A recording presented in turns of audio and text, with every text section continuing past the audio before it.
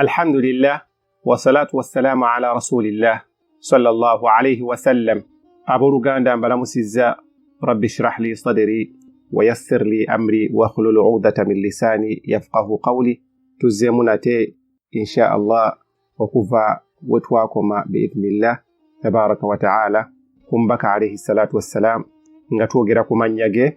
Amanya Allah tabaraka wa ta'ala abiri ge yannyonnyola mu Qur'ani kati nga nabiyur rahma nga Allah tabaraka wa ta'ala bwe yali amuwaana mu Qur'ani ng'agamba nti rahmatan lil alamin, yasinga okuba ow'ekisa ku bitendo byonna. Erinnya eryokubiri lyerya Muhammad ne Ahmad.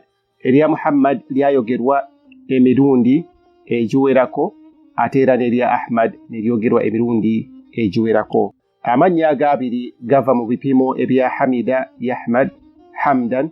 Hamdan kitegeeza okutenda, naye nga si buli kika kya kutenda baganda bange ne bannyinaze mwenna abawuliriza. Hamdan kisinga okwebaza.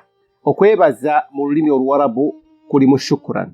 Okwebaza mu bigambo eby'oluwarabu kisukka mu bigambo ebibiri, mulimu shukru. Omuntu bw'aba akuwadde ekintu omugamba shukran.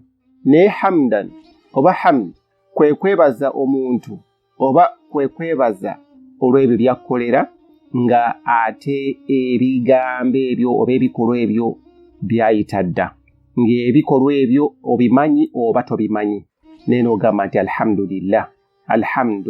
Alhamdu kweko okutenda oba ne weebaza nga weebaza olw'ekyo kyakuwadde n'olw'ekyo ky'otamanyi oba kyani, nga weebaza olw'ekyo kyakuwadde n'ekyawadde omulala. Ye hamd. Kati agamannya gava mu nsibuko ey'okutendereza oba okutenderezebwa. Allah tabaraka wa ta'ala ye kennyini yatenda omubaka alayhi salatu wassalam. Bamalayika ne batenda omubaka alayhi salatu wassalam. Abantu ku nsi ne bamutenda, na buli kitonde kimutenda. Emiti gyamutendanga ne gimutoolera salaamu. Omusiraamu amutenda, n'atali musiraamu amutenda. Abamu bamutenda mu kyama, abamu bamutenda mu lwatu. Era nga aba batenda nga bamanyi tebatenda, batenda nga bamanyidde ddala nga mubaka waabwe. Ne wabeerawo abamutenda nga tebamanyi oba kale tebamwagala olw'enzikiriza, naye nga balina okumutenda olw'ebitendo bye. Mu swala mwennyini toyinza kusaala laka bbiri nga tonnasuula kusaalira mutume sallallahu alayhi wa sallam. Ate era n'okutenderezebwa okw'amaanyi ennyo okulimuweebwa nga kuva eri ebitonde byonna, nga kuva mu bitonde byonna nga bimaze okutegeera nti ye mukulu era ye mukulembeze olunaku lw'enkomerero mu bitonde byonna. Mu hadithi emu mu Bukhari, oluvannyuma olw'ebitonde byonna okutegeera nti Nabbi sallallahu alaihi wasallama ye mukulu ow'ebitonde byonna, nga bamaze okukitegeera ku lunaku lw'enkomerero, obudde bujja kuba bugenze naye nga kyo kijja kubeera bwe kityo. Hadithi eno nkulu nnyo eri mu Bukhari, ate era ntuufu nti ebitonde bijja genda eri Sayyida Adamu alayhi salatu wassalam.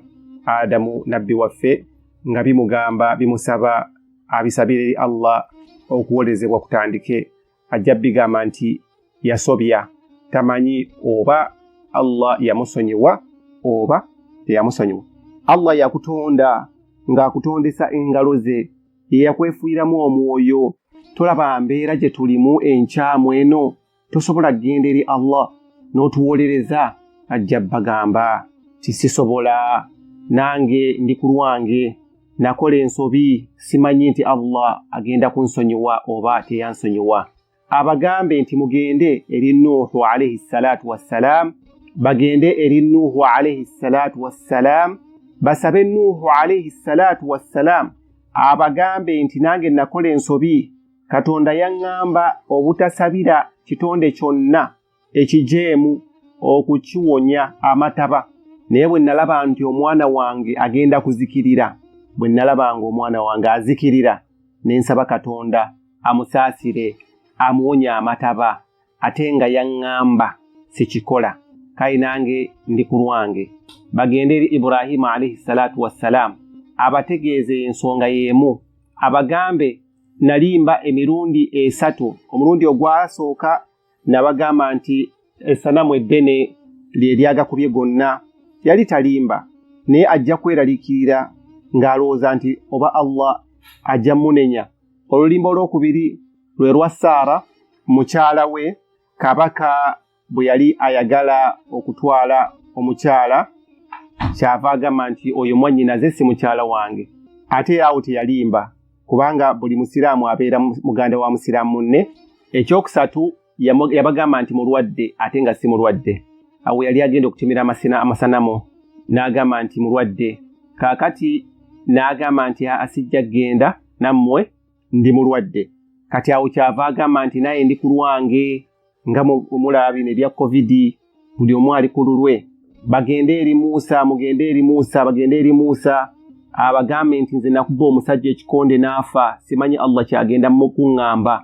Bagende eri Isa alayhi salatu wassalam abagambe nti abanaswara abo banfuula Katonda, simanyi Allah kyagenda kuŋŋamba.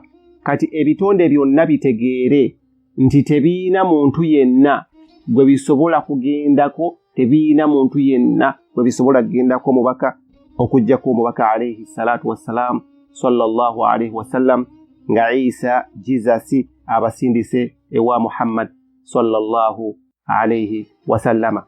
Bonna bajja kujja eri omubaka alayhi salatu wassalam bamusabe bannaye nti nga kikaaye tuwolereze eri Allah, tuwolereze. N'agamba nti ana laha, buno obuvunaanyizibwa bwange. Oluvannyuma omuntu omwalondebwe ate era ajja kuba mubaka sallallahu alayhi wasallama. Lwaki?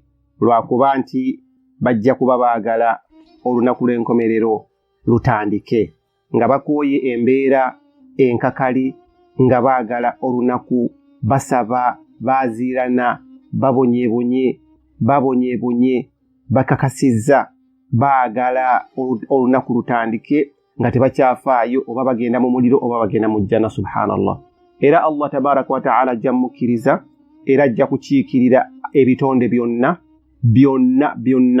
Ebitonde byonna bijja kutandika okumutendereza n'okumutendereza, okutenda amannya ge okuyitirivu, era ng'ekyo kijja muweebwa ekitiibwa nga kiva eri Jalla wa Ala. Era ekitiibwa ekyo kiyitibwa al-maqam al-mahmud, ekifo ekirimu okutenderezebwa okungi ennyo. Al-maqam al-mahmud kitegeeza ekifo ekirimu okutenderezebwa okungi ennyo, nga baani abajja okutenda ebitonde byonna, ng'ani asaanira ekitende ekyo, ani asaanira ekifo ekyo, okujjako omuntu oyo omu yekka, Muhammad sallallahu alayhi wasallam. Baganda bange abawuliriza ne bannyinaze mwenna abawuliriza, kigambo ekyo kikulu nnyo, era biidhnillah Allah asaasire kimuweebwe, ate era Allah asaasire atuwejjana atukingirize omuliro. Wa sallallahu ala khayri khalqihi Muhammad wa